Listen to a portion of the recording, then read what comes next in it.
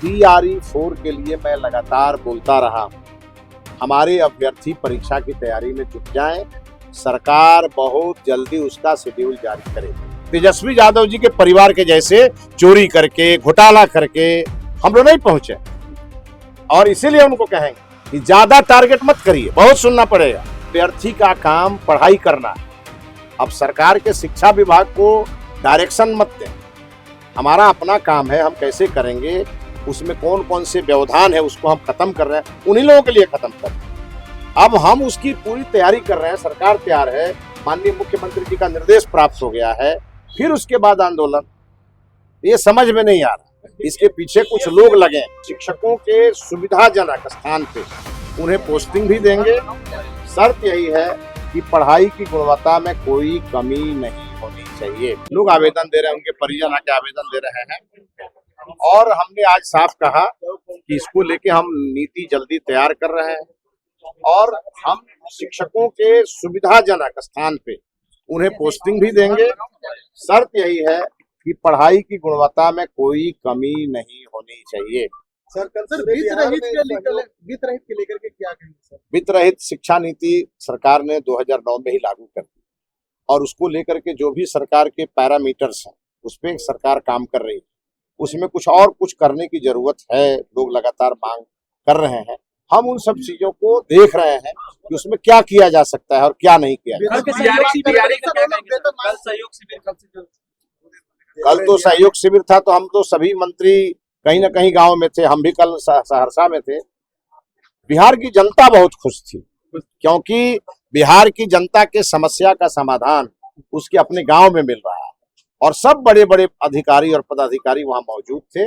मैं जहां गया, मैंने देखा एक सेंटर पर 100% समस्या का समाधान, एक सेंटर पर हमने देखा कि केवल एक राशन कार्ड का पोर्टल बंद था, इसलिए नहीं हुआ, और एक जगह मैं गया तो वहां एक ऐसा एक एप्लीकेशन था जो सेम डे ही मिला था, इसलिए उसे करने में 2-3 दिन लगेगा। कुल मिलाकर के जनता के हर समस्या का समाधान सहयोग शिविरों में हो रहा है। छात्रों ने आज फिर से आंदोलन किया है सर, कई लोग गिरफ्तार भी हुए। TRE-4 के लिए मैं लगातार बोलता रहा, हमारे अभ्यर्थी परीक्षा की तैयारी में जुट जाएं, सरकार बहुत जल्दी उसका शेड्यूल जारी करे। लगातार अभ्यर्थी कह रहे हैं कि नोटिस दे दीजिए, कब तक आएगा? हम लोग अभ्यर्थी का काम पढ़ाई करना, अब सरकार के शिक्षा विभाग को डायरेक्शन मत दें। हमारा अपना काम है, हम कैसे करेंगे, उसमें कौन कौन से व्यवधान है उसको हम खत्म कर रहे हैं, उन्हीं लोगों के लिए खत्म कर रहे हैं। अब हम उसकी पूरी तैयारी कर रहे हैं, सरकार तैयार है, माननीय मुख्यमंत्री जी का निर्देश प्राप्त हो गया है, फिर उसके बाद आंदोलन।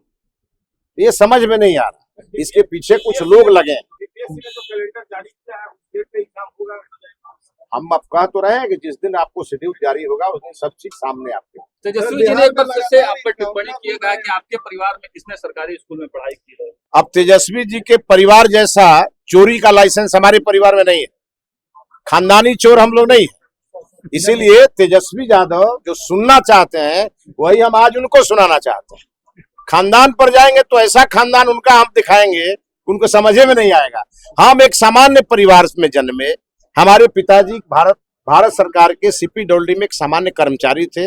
हमने मेहनत करके हम यहाँ पहुंचे। तेजस्वी यादव जी के परिवार के जैसे चोरी करके, घोटाला करके हम लोग नहीं पहुंचे, और इसीलिए उनको कहेंगे कि ज्यादा टारगेट मत करिए, बहुत सुनना पड़ेगा।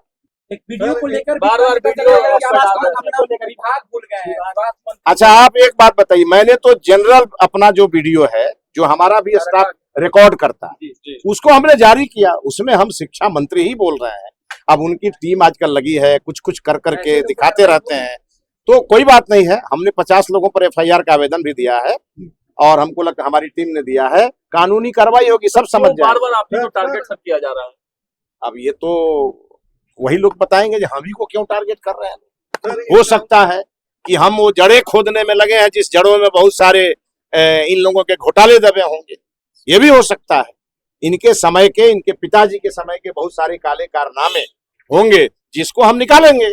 और हम चरवाहा विद्यालय वाले नहीं हैं, हम सरकारी स्कूल से पढ़ करके आज शिक्षा मंत्री बने हैं, और हमारी प्रतिबद्धता है बिहार के सरकारी विद्यालयों को चमकाने की, और हम चमका कर रहे हैं।